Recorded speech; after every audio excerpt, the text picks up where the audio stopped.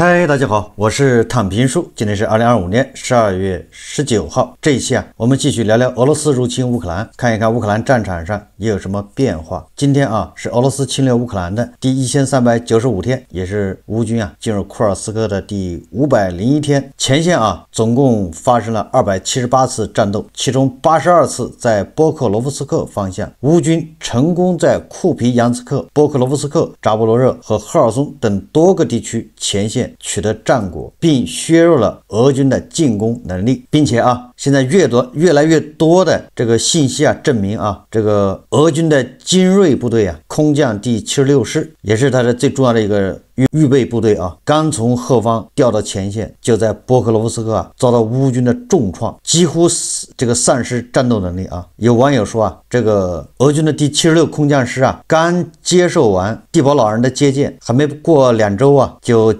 受到了斯大林的接见，并且有传言说这个俄第76空降师的这个指挥官又是莫名其妙死亡，当然这个有待进一步验证俄军第76空降师他的坦克、装甲车、他的步兵遭到了乌军无人机和炮火的精准打击。根据乌克兰侦察录像显示12月10日在波克罗夫斯克附近一次俄军失败的攻击中燃烧的俄罗斯车辆和坦克浓烟弥漫，横七竖八地停在荒野上。上个月在乌克兰东部顿涅茨克州波克罗夫斯克及其附近的米尔诺赫拉德地区的战斗中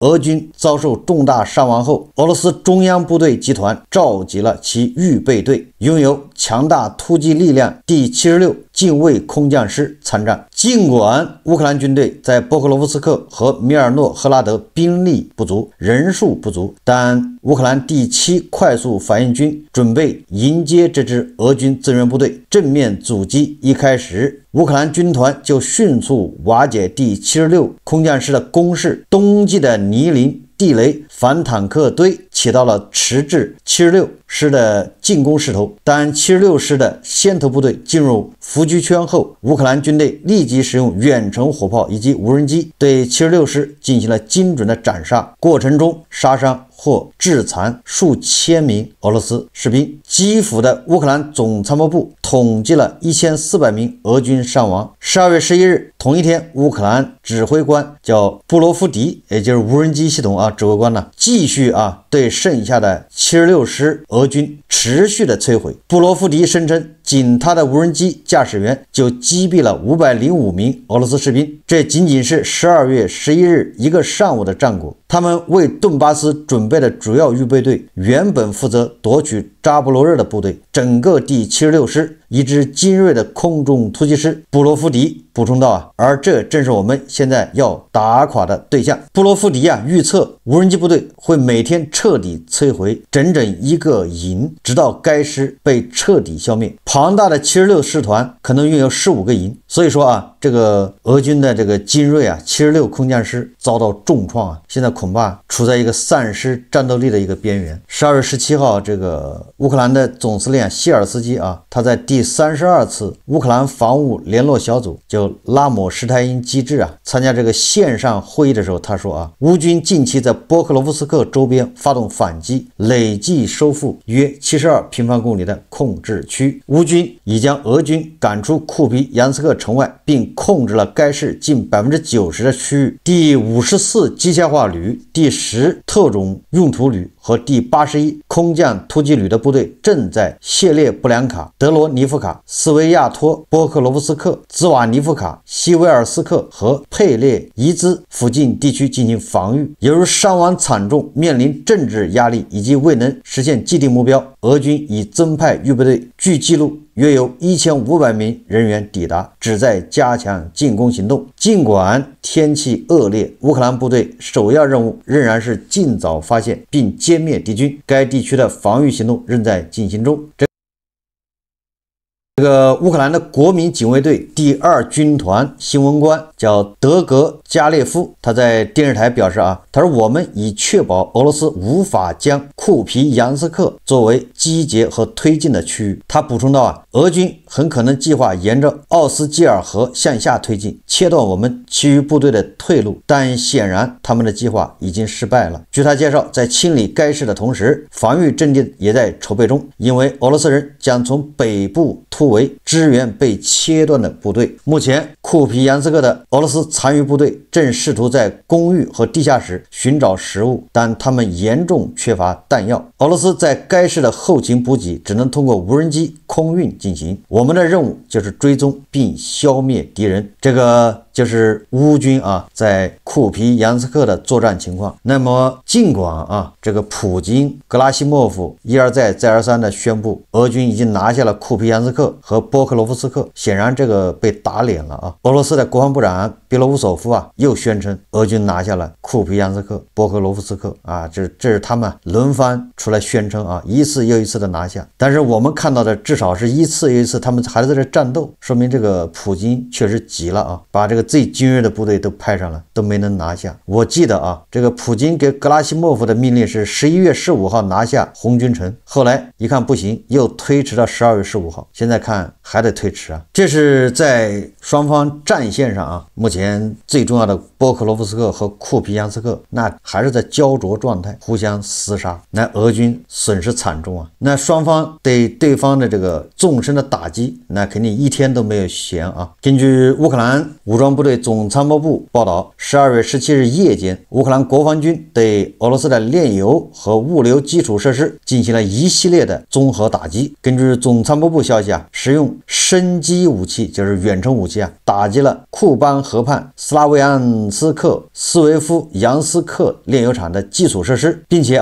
罗斯托夫州尼古拉耶夫斯克油库也被击中。据初步信息，油罐和杰布提船长号这个船也遭到了破坏。在卢甘斯克州临时被占领地区，占领军后勤保障部队第101独立旅的一个野战炮兵仓库被击中。总参谋部还证实了12月14日对里海海域叫格列夫钻井平台的打击结果，袭击导致固定平台上的天然气处理和运送技术模块受损，导致船部14口油井停产，损失每天3500吨天然气。根据乌军说法，18日凌晨乌军对克里米亚的叫贝尔贝克空军基地进行了打击，摧毁了一架米格31战斗机以及一批高端装备。被击中的目标包括2套远程雷达系统，每套价值约6000万至1亿美元。92N6 雷达是 S400凯旋防空系统的一部分，市场估计售价是3000万美元，出口价格高达6000万美元。还有这个 S2 就是铠甲防空系统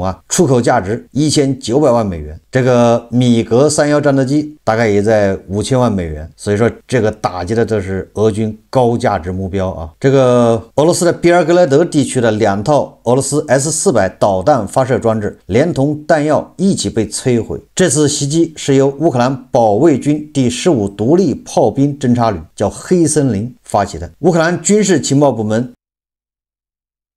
最近数月内打击了137件俄罗斯重型装备，目标包括15套防空系统、230架无人机、30门榴弹炮、18座弹药库以及多座电子战与雷达系统。不过不要紧你乌克兰炸得快，俄罗斯那它就部署得快。俄罗斯方面继续将 S300、S400导弹系统运入克里米亚地区。在克赤市有目击者报告称，导弹运输设备穿行市中心。根据俄罗斯国防部长别罗乌索夫的说法他说首个装备 S500近地导弹系统已投入战斗值班，该系统能够打击近地空中目标。他强调发展战略核力量是威慑侵略我国关键要素。什么意思呢？这个宇宙最强的防空系统S500这回正式已经部署到这个据说是克赤市就是克里米亚大桥俄罗斯那一侧的。接下来我们就要看这个乌军是怎么敲掉俄军的这个 S500 对吧？宇宙最强防空系统，他已经部署了一个团。这就是战场上一个情况实际上战线没有什么变化。普京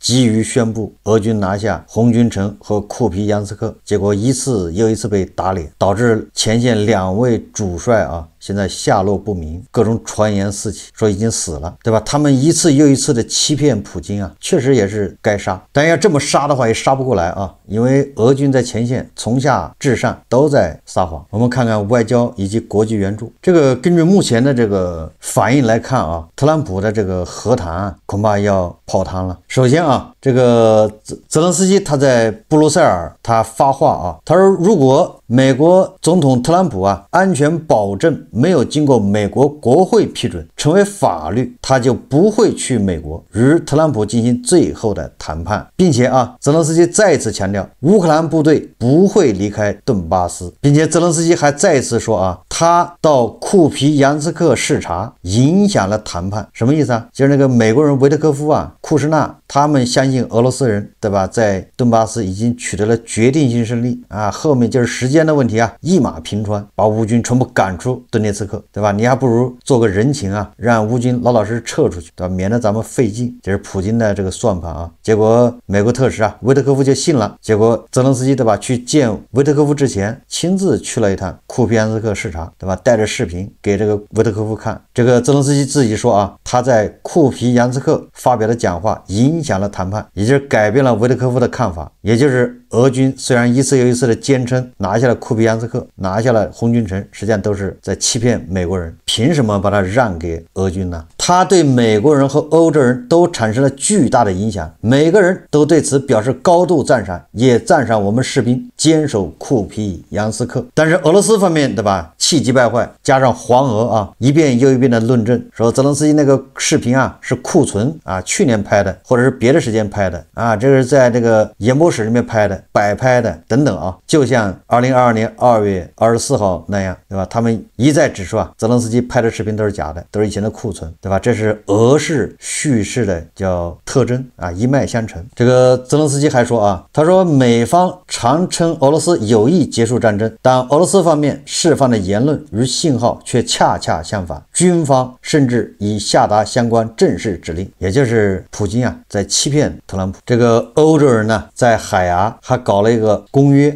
在欧洲委员会框架内设立乌克兰国际索赔委员会，泽连斯基等多国领导人出席签字仪式，也就是啊，简单点说啊，准备战后啊向俄罗斯索赔。所以俄罗斯人梦想的是让乌克兰投降。这个俄罗斯驻英国的大使啊，已经对媒体放话了，所谓的和谈就是让乌克兰投降，所以你欧洲人、美国人搞的这个协议没戏。我们再看看这个欧洲的态度啊，首先是这个波兰啊，说正在与俄罗斯和白俄罗斯接壤的边境修建防御工事并埋设地雷，二话不说了啊，别扯那没用的，先给你地雷埋上，埋雷了开始啊，然后这个龙牙防线给你整上，这个已经把俄罗斯当敌人看了啊，敌国还白俄罗斯，而且他这工程叫东方盾牌。这个波兰不是去年退出那个叫什么1997年渥太华公约嘛，就是不在边境埋地雷啊，人家退出那协议了，目的就是埋地雷。那防俄罗斯就是防贼一样的。普京啊对媒体啊一而再再而三的赌咒发誓，甚至他愿意写一个合同，永不侵略这个欧洲，不对欧洲发动战争。但是显然啊，欧洲国家没有一个相信他的，只有黄俄相信。俄罗斯人呢，什么法律是可以改的，俄罗斯人签的条约协议那是用来撕毁的。俄罗斯人只相信实力，对吧？他只听得懂大炮的声音，你跟他签一切都没有用啊。这个话不是我说的啊，是欧盟的外长卡拉斯，他说啊，这个卡拉斯说啊，已经说服各国，就是欧盟啊，不要与俄罗斯进行外交沟通，与俄罗斯之间已经没有什么好说的，要么俄罗斯投降，要么战争。我发现啊，还是人家这个女的卡拉斯说的直接，对吧？你跟俄罗斯有什么好谈的？你不耽误时间吗？对吧？要么俄罗斯投降，要么就打到底。这个欧洲媒体报道啊，这个火点公司啊，也就是那个生产那个火烈鸟的吧，那个弹道导弹的啊，他那个总裁啊叫特雷赫这个女士啊，人家直接就批评特朗普，矛头直指特朗普啊。他说啊，正在进行的谈判是投降式的谈判，并表示乌克兰自主研发武器才是真正提供安全保障的唯一途径。这个说的太对了啊！打铁还需自身硬，对吧？你的拳头硬，俄罗斯才不敢啃它。如果乌克兰有核武器，俄罗斯敢随便动吗？为什么说这话呢？据说啊，目前火点公司完全不采购来自美国的零部件，人家火点公司的这个火烈鸟导弹啊，全部采用的是乌克兰自产的或者是欧洲国家的零部件，人家已经考虑到了美国很有可能啊断供，对吧？这叫真正的欧洲版的自力更生，对吧？万一特朗普一不高兴，不给乌克兰供应这些零部件，甚至是进行禁运，那人家自己对吧能生产。也就是说啊，欧洲已经在做准备啊。那大家最关心的就是欧盟，对吧？永久冻结俄罗斯的那个2100亿欧元的这个财产的事情。我看现在啊，离把这个钱呢，按照赔偿贷款的方式给乌克兰已经非常接近了。为什么这么说啊？虽然还有人反对，比如说这个匈牙利的这个总理厄尔班还在那儿替皇军带个话，他说啊，他给大帝打电话了啊，说这个大帝要报复，但是怎么报复呢？说主要看投票情况。如果你要投了反对票，他就不报复你。你说还这么不要脸的？也就是说啊，在欧盟接下来就关于这2100亿这个赔偿贷款这个事上面，你哪个国家投了反对票，只要你投反对票啊，以后大帝就不报复你，皇军就放过你。这厄尔班不就是对吧？替普京带个话吗？恐吓啊！还有啊，这个我看有媒体报道，欧洲情报机构称啊，俄罗斯特工一直以恐吓手段针对比利时政界人士和欧洲清算银行高管，试图阻止解冻1850亿欧元被冻结的俄罗斯资产。这项与俄罗斯总参谋部情报总局有关的行动，正值欧盟领导人讨论利用这些资金为乌克兰争取关键贷款之际。你看看啊，这普京开始下黑手了，恐吓这个比利时政界的领导人和这个欧洲央行这些人，不行让你们中毒。但是啊，还是外界的压力更大啊。这个美国两党参议员联名致信比利时，敦促其解冻冻结的俄罗斯资产，以资助乌克兰，并警告称啊，拖延只会助长普京的气焰，并考验北约的决心。这封在今日欧盟峰会召开前发出的信函，矛头直指比利时在法律上的犹豫不决，并支持欧盟委员会动用存放在欧洲清算银行的资产计划。虽然有媒体报道特朗普在暗中做梗，对吧？打电话给欧洲很多国家，让他们不要把这个钱贷款给乌克兰，把这个钱留着，准备重建乌克兰，不要支持乌克兰打仗，就这个意思。这是特朗普的算盘啊！重建乌克兰，他从中还能赚点钱，给乌克兰打仗不利于他的和平计划。但是，对吧？美国两党参议员联名写信给这个欧委会、欧洲委员会警告比利时不要螳臂挡车。这个欧盟主席冯德莱恩已经说过了，你比利时要是学匈牙利，那你就在欧盟遭到孤立。匈牙利他已经不想好了，对吧？摆明了是这个厄尔班呢死心塌地要做普京的小跟班。那么这个事情有缓啊？为什么有缓呢？首先是这个泽连斯基在与比利时首相叫德维福的会谈中，也就是他们俩直接见面。这个泽连斯基与这个德维福首相讨论了与动用被冻结俄罗斯资产相关的法律关切，同时强调了通过赔偿贷款提案的必要性，认为此举能为乌克兰提供长期可预测性。双方会谈议题还包括乌克兰的欧盟成员资格、能源支持、战后重建以及美欧在和平进程中的协调。这个架势也就是泽连斯基这一次在布鲁塞尔不把这个事搞定，他就不回了，对吧？直接就找这个比利时的首相，现在就是他了。所以你看是不是在内外压力之下，这个比利时会松动？比利时的担心只不过是俄罗斯的报复，到时候由他们一个国家承担，他就觉得受不了，所以他希望欧盟要反担保。所以这个冯德莱恩今天放话，他对这个金融时报说他说除非俄罗斯资产用于未来几年资助乌克兰的问题得到解决，否则没有人会离开欧盟峰会。什么意思这话意思就是你这2天不讨论这个结果，你谁都别走，这会就一直开下去，非得有个结果。这也是冯德莱恩发了话说如果欧盟国家不批准从俄罗斯被冻结资产中向基辅提供贷款，乌克兰将面临经济崩溃。这个冯德莱恩说2026年原乌1370亿欧元必须要有着落，要么把欧盟自己摊派，就是你们欧盟这个国家，你每个国家摊派多少，要么拿俄罗斯的资金填补。所以这关于这个2100亿俄罗斯冻结资金这个事情啊，现在进入白热化。据说啊，俄罗斯那边采取反制措施，也就是没收欧洲国家在俄罗斯的资产。实际上，这个你欧盟不管采取什么措施，俄罗斯都已经把人资产没收了。这个最终啊，只要俄罗斯战败，那俄罗斯扣押了人家财产如数奉还，1毛钱他也不敢扣押。如果俄罗斯赢了，对吧？如果这个仗啊按照特朗普的这么和平协议，那普京也不会还的。俄罗斯对吧？他就扣押欧盟的这些资产，所以呢，这个欧洲他就吃亏啊。所以欧洲是不可能的吧？就这么按照特朗普的这意思和谈和平啊。我们再看看这个德国啊，梅尔斯称德国军队可以在乌克兰反击俄罗斯，这是彭博社报道说，德国总理梅尔斯表示，在与俄罗斯达成未来可能的和平协议后，德军可能参与一支联军在乌克兰境内维护一个非军事区的安全。这个梅尔斯他说啊，德军士兵将被授权对相应的俄方入侵和攻击进行反击。这德国人说到做到啊，这去了乌克兰这不是开玩笑啊，做好了跟俄罗斯战斗准备，并且梅尔斯还宣布啊，说如果德国未能为军队招募志愿者以对抗俄罗斯，将进行强制动员。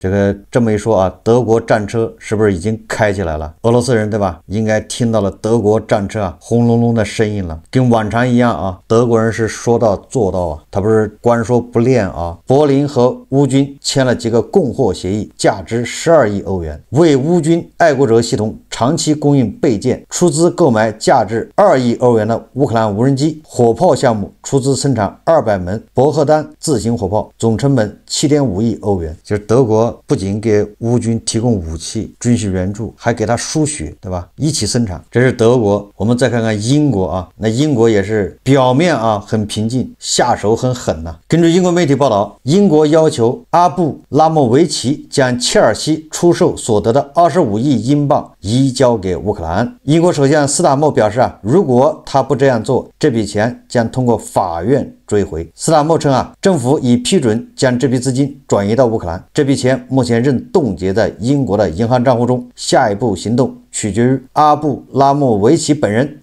意思什么意思啊？你自己捐过去是最好的，对吧？识相一点，如果你不捐，那英国就帮你捐，就这意思啊。立陶宛的外交部长叫布德里斯表示啊，他说苏联呢在20世纪40年代占领波罗的海国之后啊，未受到惩罚，这是普京采取行动的原因之一。我们的历史告诉我们，对国际不法行为追究责任和进行赔偿是多么重要。根据莫洛托夫里宾特洛甫条约，苏联占领和吞并立陶宛以及其他波罗的海国家，却没有得到任何赔偿。普京及其政权从一开始就表现得好像这些罪行从未发生过一样。这种否认和有罪不罚只会助长俄罗斯在2008年对格鲁吉亚、2014年对乌克兰以及2022年再次发动侵略战争。这个是事实啊，也就是说啊，每一次对苏联对俄罗斯都没有惩罚，所以啊，他们已经养成习惯，路径依赖，对吧？不行就抢，抢到了就好，抢不到也没损失，就死点耗材啊。所以说啊，就目前这个情况，特朗普搞的这个和平协议啊，恐怕又是竹篮打水一场空啊。这个普京啊，已经开始说脏话了。普京啊，给国际媒体留下的印象都是迷人的微笑，对吧？绅士风度，彬彬有礼。